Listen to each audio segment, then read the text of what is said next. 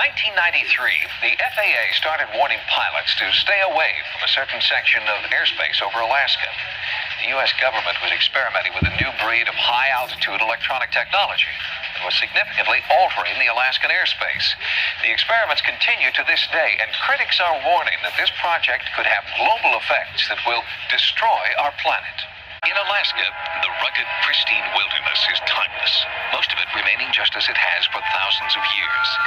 In the midst of all this natural beauty, just outside the small town of Kokona, stands an enormous and seemingly harmless antenna farm. It is a $100 million Air Force project known as HARP, and critics of the soon-to-be completed facility charge it just may turn out to be the ultimate doomsday machine. It's got all the marks of Dr. Strangelove on it. HARP is an acronym for High Frequency Active Auroral Research Program. According to Program Manager John Hesher, HARP is a research facility designed to study the ionosphere. All the military have communications, surveillance, navigation systems whose paths either traverse the ionosphere or reflect from it. And so we need to be very careful about what we know about it and how we study it. What we're interested in is what is the effect of a large input of energy on the ionosphere. The ionosphere is the outermost layer of the Earth's atmosphere. It is part of an electromagnetic field that keeps out harmful solar and cosmic radiation. One visible effect of the sun's rays hitting the ionosphere is the aurora borealis, known as the northern lights. The ionosphere also plays a vital role in worldwide radio communication. The first transmission of radio waves across the ocean were quite a surprise when it was first done. People thought there'd be no chance to transmit the signals across the ocean by wireless. And in fact, what the ionosphere does is act like a mirror. And so you transmit a signal and it bounces off the ionosphere and then it bounces off the Earth. When HARP is fully operational, it will transmit extremely powerful blasts of high-frequency radio waves directly up into the atmosphere, superheating the electrons that make up the ionosphere. This will cause them to disperse, effectively punching a hole in the ionosphere. But after you turn the instrument off, this thing kind of moves around and it gets replenished. And within a few minutes, it's back to where you can't even detect that there's a hole anymore. The Air Force says that manipulating the ionosphere and studying the effect will allow them to improve the efficiency of communications, navigation, and surveillance systems. But researchers outside the military see HARP as a high-tech weapon with global implications. The way I see HARP as it is right now, it is a premier, top-notch, high-energy radio physics experiment and has definite military applications.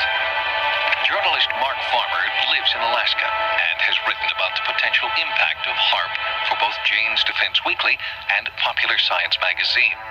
He believes that HARP will be used to take giant X-rays of Earth. Earth-penetrating tomography is a technique using extremely low-frequency radio waves.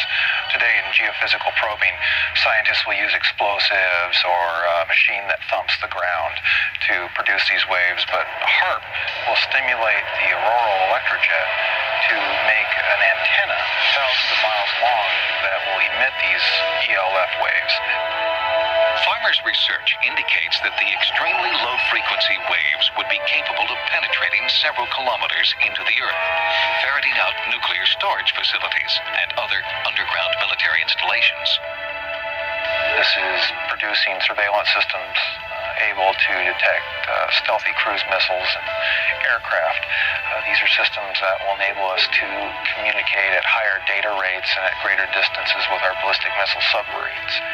While the Air Force insists HARP is not an offensive weapon and is necessary for continuing national security, Alaskan native Nick Begich proposes a different scenario in this new book. The things that we found in other Air Force documents, one in particular was a document put together in '82. The document was called Low Intensity Conflict in Modern Technology, with a foreword by none other than Newt Gingrich. In one section spoke about using radio frequency radiation transmitters for disrupting human thinking, for basically debilitating troops invisibly by being able to bombard them with radio frequency that was tuned to just the right frequency, in just the right waveform, so as to totally disrupt their mental process and basically debilitate those troops. Because of HAARP's potential to disrupt the Earth's magnetic field, many observers are concerned that it will damage the biomagnetic sensors that migratory animals like salmon and birds depend upon. Anything that HAARP can do to the magnetic field is orders of magnitude smaller than the natural variations of the Earth's field. So I would have to say, no, there's nothing we can do to affect the salmon. But what generates the most concern by far is HAARP's ability to tamper with and punch holes in the ionosphere. The thing that one of the Air Force documents points out is that they want to use this heater to create enough energy in the ionosphere to get a runaway effect up to the next stabilizing level, whatever that might be. It's precisely whatever that might be that worries Dr. Patrick Flanagan, a physicist who believes the ionosphere is extremely fragile. The ionosphere is a chaotic system that is on the edge of instability. So the trigger point for HAARP would be that energy and that frequency which throws the ionosphere into chaos. In other words, it would be that point which throws it over the edge. For example, it is believed that a hole in the Earth's ozone layer has caused an increase in infrared radiation, contributing to the melting of the polar ice caps and forcing New Zealand children to wear protective clothing to school. Flanagan and others believe the potential danger from a hole in the ionosphere is much greater. It could create a change in the ionospheric shield that protects us from cosmic radiation. We're worried about the ozone layer. The ozone layer is nothing compared to what HAARP could do. You know, we're worried about ultraviolet light. That's just a very harmless ray compared to some of those energy streams or particles that are coming from outer space that are being deflected by this natural shield around the Earth. And this is what HAARP wants to play with. Once we open this box, and it is a veritable Pandora's box, we're not going to be able to close it. Milton went from a tropical storm to a Cat 5 in just over a day. Hurricanes are nothing new, but this level of intensity is so unusual. It's unusual and scientifically interesting, but very, very troubling. I mean, they're probably going to retire the names, both Helene and Milton. It's so serious. So here's the striking thing. The hurricane is coming from the southwest going to the northeast, not from the southeast going to the northwest. And it reminds me very much of gears spinning together, where one gear drives the other gear. I mean, everybody's been talking about this literally for decades. Well, here it's really happening so quickly. Where do we apply our intellect and treasure? There has been many claims by conspiracy theory groups claiming that HAARP was designed to control the weather, weaponized to cause disruption and destruction to unaware targets. HAARP has also been blamed for causing the 7-magnitude Haitian earthquake of 2010, which was reported to have killed more than 220,000 people.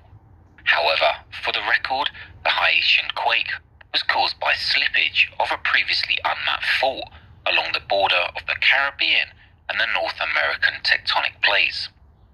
Other natural disasters such as the 2011 earthquake and tsunami in Japan, the Moore, Oklahoma tornado of 2013, and a landslide in 2006 in the Philippines have all been reported as a result of HAARP use.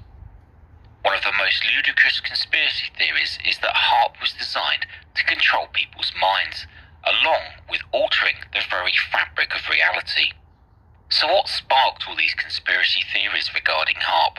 With HAARP, scientists can control when and where these perturbations occur, so they can measure their effects. Now, with all that said, what do you think about HAARP? Have you ever heard it on air transmitting? Well, if you haven't, here's a clip of what it sounds like.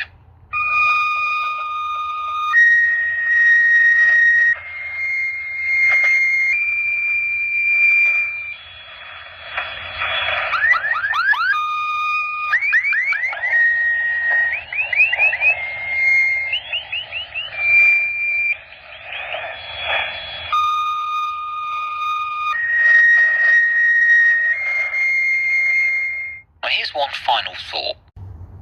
You know, they were talking about climate change yesterday, and now we're learning that scientists and researchers are looking at how to change the weather on purpose. That's right. Lasers now could one day manipulate rain and lightning. CBS This Morning contributor Michio Kaku is a physics professor at City College of New York. Professor, but it is fascinating. I mean, lasers, really? To change the weather? That's right. Well, as Mark Twain once famously said, everyone complains about the weather, but no one ever does anything about it. Well, instead of doing a rain dance, we physicists are firing trillion-watt lasers into the sky to actually precipitate rain clouds and actually bring down lightning bolts. This is potentially a game changer. But this is experimental. It's experimental. However, in the laboratory so far it works. When you have water vapor and you have dust particles or ice crystals, you can precipitate rain. It condenses around the seeds. These seeds can also be created by laser beams. By firing trillion-watt lasers, you rip apart the electrons, creating what are called ions, and these ions act like seeds, like dust particles, bringing down rain and even lightning. Jeannie, go ahead. Well, this fascinates me in part because, too, I remember reading the stories that China had used this during the Olympics, that the USSR had used this after Chernobyl to create rain clouds. I mean, did those really work then? We have some of these capabilities now? Inconclusive. Even in the 60s, the CIA used this to bring down monsoons during the Vietnam War, to wash out the Viet Cong. Governments have been playing with this thing. Alleged to. Alleged to, right. Yeah. Now, we realize that for decades now, these governments have been alleged to have experimented with weather control, but nothing conclusive. This time we're bringing in the laws of physics rather than simply waving our hands and uttering mumbo-jumbo. We're actually using trillion-watt lasers now.